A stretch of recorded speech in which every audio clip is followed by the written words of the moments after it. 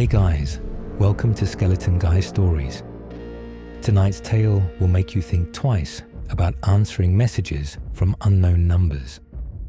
When strange pictures arrive at 3 a.m., they might be luring you towards something ancient and hungry, something with far too many teeth that's been waiting for the perfect vessel. So dim the lights and enjoy the story. The first picture came at 3:12 a.m. I was in a deep sleep until my mobile suddenly ringing woke me up.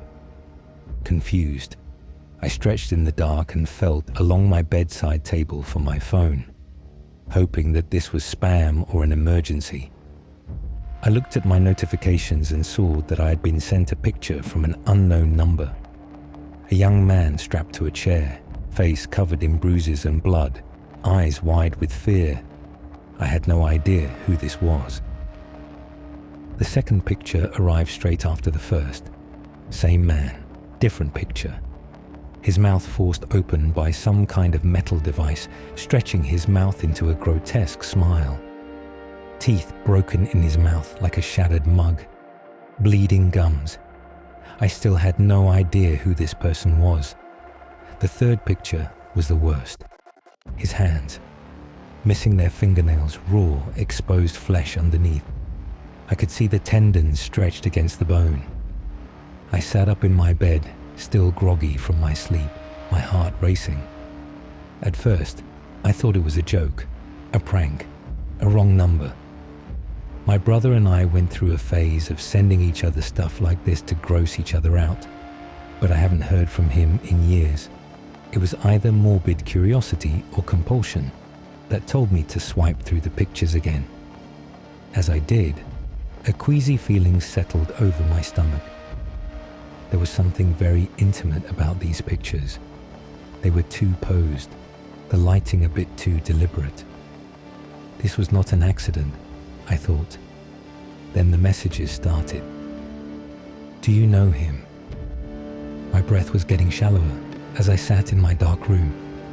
My fingers hovered above the keyboard. I wanted to type, but something restrained me. Instead, I waited. 1 minute, 2 minutes. My phone chimed again. You will. I threw my phone to my side and turned on the light. My room felt different now. Smaller, colder. The shadows hung everywhere the light couldn't reach. I double-checked the locks on my apartment door twice, 3 times. When I looked at my phone again, there was another photograph. This was different from the rest. I could see a room, paint clinging for dear life onto the walls. A door with stained wood and rusty hinges, illuminated by a single bulb in the center of the ceiling, casting long, spidery shadows. The kind of place that smelled of mildew and old blood. I didn't know it yet, but this place seemed familiar, like a word on the tip of my tongue. I could hear the faint of pipes that haven't been maintained for years. Drip, drip, drip. Another message. Come find him. I should have blocked the number, deleted everything, reported it to someone, anyone.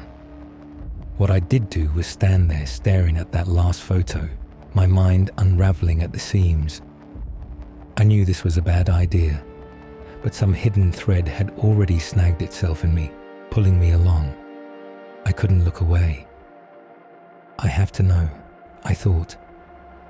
The next day, the pictures wouldn't leave me alone. I saw them on every shiny surface. My phone, my computer, even the black gleam of my morning coffee. The man's swollen, battered face haunted me. His eyes pleaded with me. For what? I didn't know. The door to the room was now open. I called in sick to work that morning. My boss, Dave, didn't sound convinced, but I couldn't bring myself to care. How could I explain that I kept seeing a tortured man's face every time I closed my eyes? That an unknown entity was playing some twisted game with me? That I couldn't focus on quarterly reports when someone might be dying? The phone buzzed again at precisely 10:17 a.m. My stomach lurched. Another picture. This time, I could see beyond the doorway into a dimly lit corridor. Concrete walls, exposed pipes, water damage spreading like cancer across the ceiling. The corridor stretched impossibly far, ending in darkness. Getting warmer, the text read. I stared at the image, trying to place it. There was something about the architecture, the industrial bleakness of it. Then it hit me like a physical blow. I'd seen this place before, not in person, but in newspaper clippings my father had kept.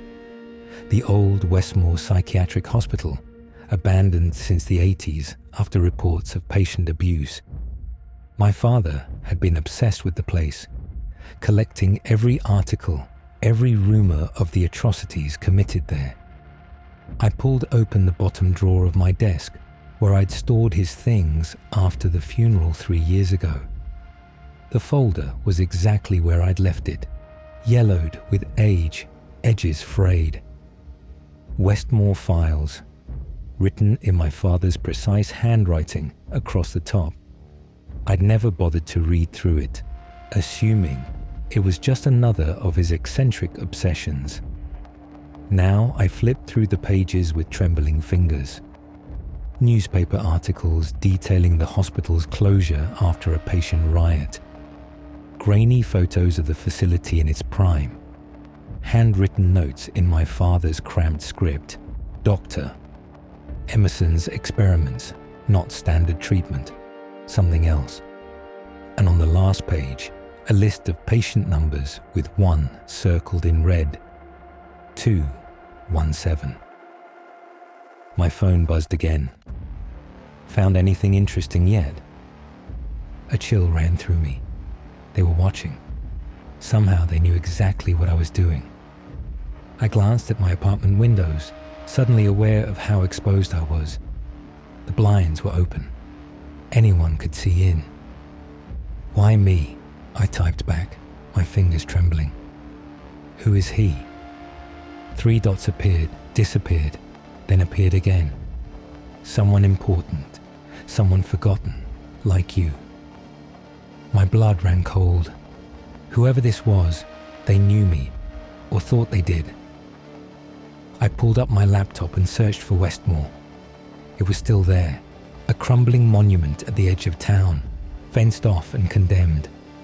No one went there except teenagers looking for thrills and urban explorers documenting decay. Another text, tick-tock. Attached was a video. 5 seconds of the man, still bound to the chair, but now conscious, his lips moving, forming a word over and over. I turned up the volume, but there was only static. I replayed it, focusing on his mouth. He was saying my name. I replayed the video again, slowing it down, trying to catch any other details. Behind the man, partially visible in the shadowy background, was a wall with something written on it. I took a screenshot and enhanced the image as best I could. Numbers. A room number, 217. The same number my father had circled. My phone rang. Not a text this time, an actual call from the unknown number. My thumb hovered over the screen. Answer or ignore? Logic said ignore, call the police, lock the doors. But logic seemed very far away now. I answered. At first there was nothing but static, a soft hissing like distant waves. Then a voice, distorted and strange, as if multiple people were speaking in unison. He's waiting, they said. We're all waiting. Come home. I don't understand, I whispered. What do you want from me? Understanding, they replied. Recognition. Reunion. The line went dead. I sat there, phone pressed to my ear, listening to the silence. Then I made a decision. I wasn't going to be a passive participant in whatever sick game this was. I was going to find out what was happening and why I'd been chosen. The drive to Westmore took 40 minutes.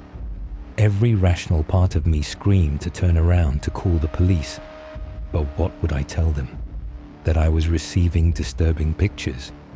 that I was driving to an abandoned asylum because I thought someone was being tortured there. They'd think I was having a psychotic break. Maybe I was. As I drove, memories surfaced. Strange, fragmented things that didn't quite feel like my own.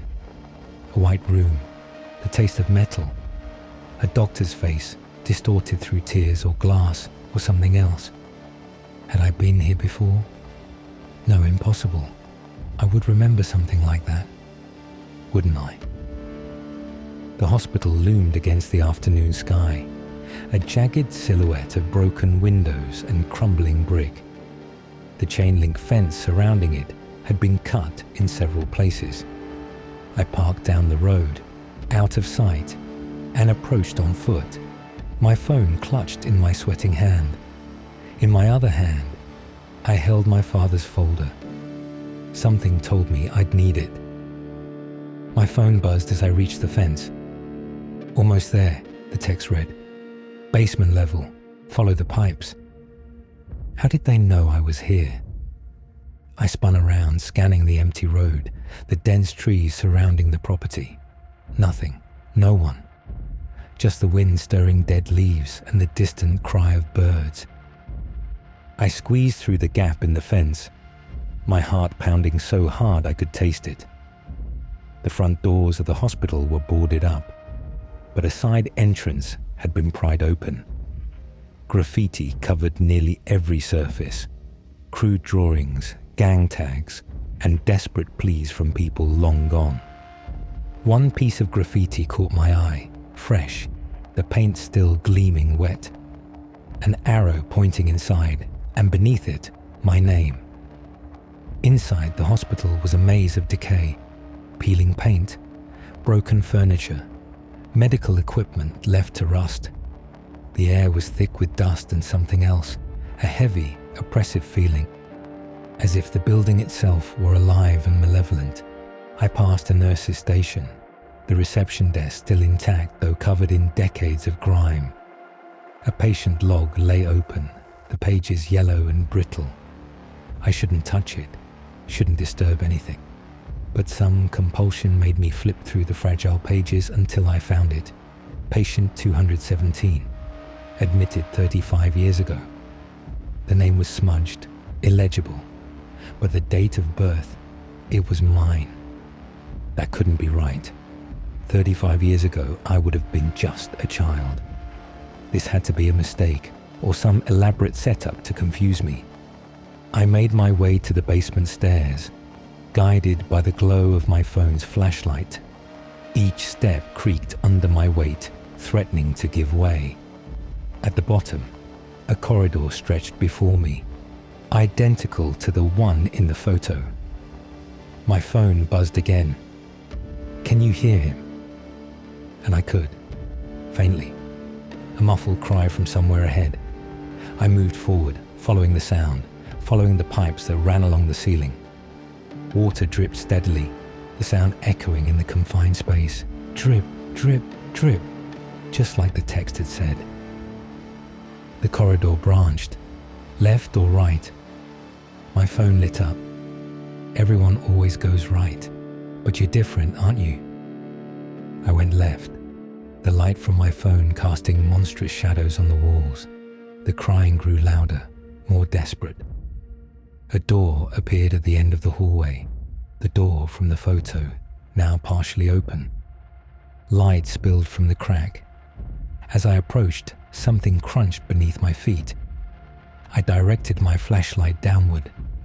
Polaroid photographs littered the floor, dozens of them. I picked one up. A patient in a hospital gown, face turned away from the camera. Another, the same patient strapped to a bed, receiving some kind of treatment.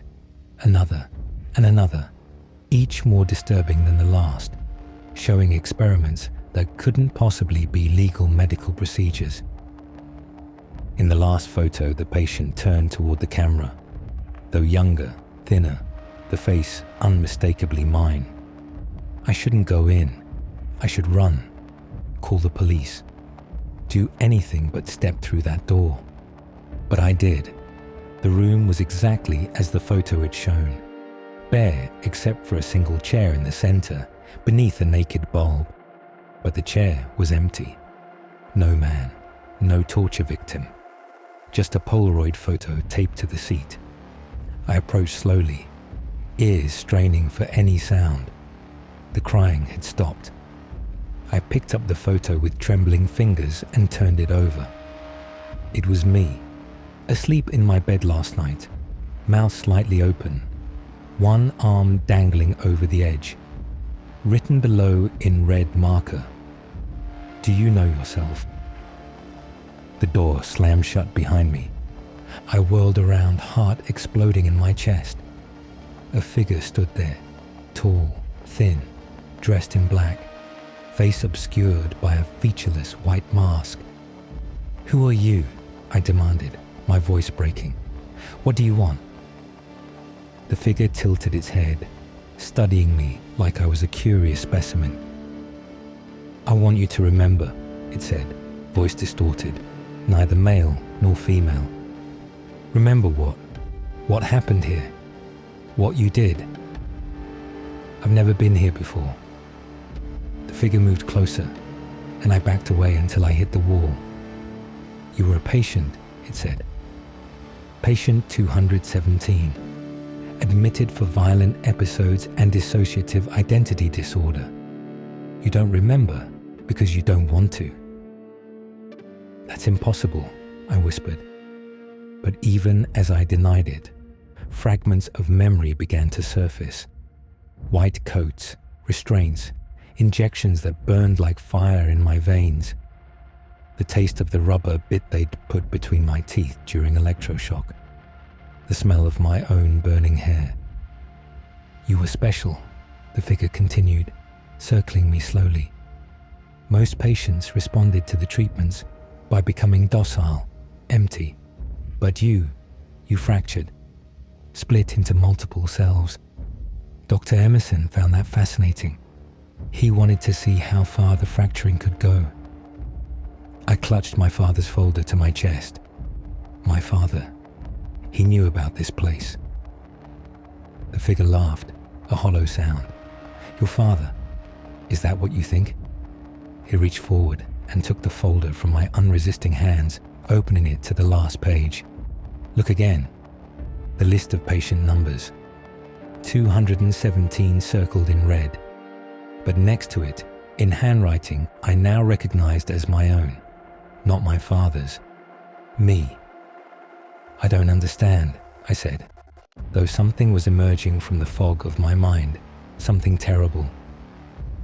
"You never had a father," the figure said. "That's a memory we gave you, a narrative to explain your existence in the world.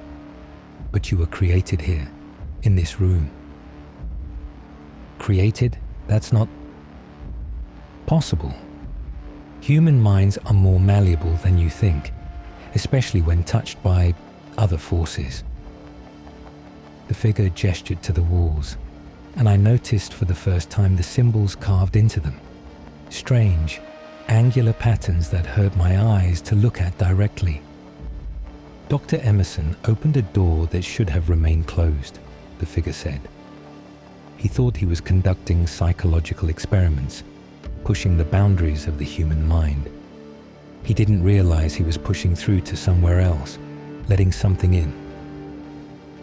The man in the pictures," the figure continued, "is you.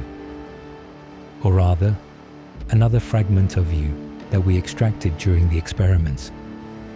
The fragment that first made contact with the creature. It has been its primary vessel all these years, preserving your original form, while you, the version with no memory, were released back into the world to live a fabricated life. Now it needs you both to become whole again." My phone buzzed in my pocket. With shaking hands, I pulled it out. New message. "Turn around." I did, and there was another door on the opposite wall, one I hadn't noticed before. It swung open slowly, revealing a small room with medical equipment, old-fashioned, brutal-looking. And sitting on an examination table was the man from the photos. Healed now, whole, watching me with my own eyes. "Hello," he said with my voice. "I've been waiting for us to be complete again." I dropped my phone, backing away as he stood and approached. The masked figure blocked the exit behind me. "This isn't real," I gasped. "This is a nightmare." "It's memory," the masked figure corrected. "Your mind fractured during the treatments. We split you into pieces. The docile one who could rejoin society and the one who remembered the pain. But we need you whole now." "Why?" I asked, though I wasn't sure I wanted the answer. My doppelganger smiled, the same grotesque smile from the photos, though his mouth was whole now. "Because the procedure works both ways," he said. "You can split a mind, or you can make it whole again. And I need a vessel." He reached into his pocket and pulled out a small, worn journal. "Dr. Emerson's notes," he said, handing it to me. "Read page 47. With trembling hands, I opened the journal to the indicated page. Subject 217 continues to exhibit remarkable adaptive capabilities.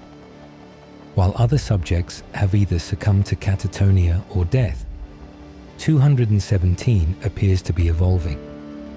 The creature that emerged during session 12 has integrated with the subject's consciousness in ways I never anticipated. It speaks through the subject now, describing a world beyond our own, a place of darkness where it has been imprisoned for centuries. It claims our reality is but a thin membrane it has been clawing at, seeking entry. Most disturbing of all, it says human minds are the perfect hosts, particularly those that have been fractured enough to allow entry, but remain strong enough to withstand its presence. "You're not just me," I said, understanding finally dawning. "You're something else, something that came through." "Now you're getting it," my doppelganger said, smiling wider. "I am you, but I'm also much more. The part of you that remembers, yes, but also the part that was touched by what lies beyond. And now it's time for you to remember everything." The masked figure removed its mask, revealing not a face, but a grotesque visage of twisted flesh. Too many eyes blinking in unnatural synchronization. A mouth that stretched impossibly wide across what should have been a human face. "You're the first," it said, rows of needle-like teeth glinting in the dim light, "but not the last." The other me reached out, his fingers elongating unnaturally before touching my forehead. They didn't stop at my skin, but sank into it, penetrating my skull. Pain exploded behind my eyes as memories flooded back. The hospital, the treatments, the doctors with their strange rituals and machines that did more than heal. They had opened something here, torn a hole between worlds, and what had crawled through needed bodies, needed minds. But there was more, memories that weren't mine, ancient memories of darkness and hunger, of watching our world through a thin veil, unable to touch, to feed, to hunt, until Dr. Emerson's experiments created a crack, a way in. I tried to scream, but my mouth wouldn't work. I felt something cold and alien writhing beneath my skin, coiling around my bones, sliding into the crevices of my brain. "Don't fight it," my other self whispered, his face now hardly human at all, skin peeling back to reveal glistening chitin underneath. "It's like being devoured from within. The panic is the worst part. Once you accept it, there's a kind of peace. After all, I've survived all these years as its vessel." I felt my sense of self fading, retreating as something else took control of what was once mine. My last coherent thought was a desperate attempt to cling to my identity, to who I thought I was. But who was I? The life I remembered, my job, my apartment, my father's death? Had those been real or implanted narratives to help me function in the world? If I was merely a fragment of someone, something else, what was I fighting to preserve? My phone buzzed one final time on the floor. We all looked down at the message that glowed on the screen. Now you know. Now you're ours. And then I was everywhere and nowhere, my mind dissolving into a collective that stretched beyond the walls of Westmore, beyond the town, reaching hungry fingers toward the sleeping world. I opened my eyes to darkness. For a moment, I didn't know where I was, who I was. Then reality rushed back, my bedroom, my apartment, the familiar weight of my comforter, the soft glow of the streetlight through the blinds. Just a nightmare, an elaborate, terrible nightmare. I reached for my phone to check the time. 3:12 a.m. The screen showed no mysterious messages, no horrific photos, just my regular notifications. Relief washed over me, so powerful I nearly wept. I got up, shaky, but determined to shake off the dream. In the bathroom, I splashed cold water on my face, avoiding my reflection. Something about seeing myself felt dangerous, though I couldn't say why. Back in bed, I tried to make sense of the nightmare. Where had it come from? I'd never had an interest in abandoned hospitals or torture, or any of those elements. Perhaps I'd seen a horror movie recently that had seeped into my subconscious. As I settled back under the covers, my phone buzzed. A text. Unknown number. Sweet dreams. My heart stopped. This wasn't happening. It couldn't be. Another text. Don't worry. The integration is complete. You won't remember soon. With trembling fingers, I turned on the bedside lamp and opened my nightstand drawer. Inside was a folder I'd never seen before. Westmore Files. I opened it with a growing sense of dread. Inside were newspaper clippings, photos, handwritten notes, exactly as in my dream. But there was something else too, a small mirror. I lifted it, unable to stop myself, and looked into my own eyes. They weren't mine. Yellow, slitted pupils stared back at me from within my own face. As I watched, my skin rippled as if something underneath was shifting, adjusting its new home. I watched as my lips pulled back in a smile that revealed teeth now too sharp, too numerous. Perfect, my mouth said, in a voice that scraped like claws on stone. A perfect vessel at last. I've waited centuries for a perfect vessel, my mouth said, though the voice that emerged was wet and guttural. And now, I hunger. My hand, moving with jerky, unnatural motions, reached for my phone. It opened the camera, took a photo of my new face, skin stretched tight over alien contours, eyes glowing in the darkness, and began composing a message. The first picture came at 3:12 a.m. I typed, addressing it to a number I didn't recognize. A stranger who would soon become food and shelter for what lived inside me now. It always begins this way, and somewhere deep inside, trapped behind eyes that were no longer mine, a small part of me, the last fragment of who I once was, screamed silently as I felt my body move toward the door, ready to hunt. This is it, guys. Hope you liked the story. If you enjoyed it, don't forget to like and subscribe so you never miss a new nightmare. Good luck.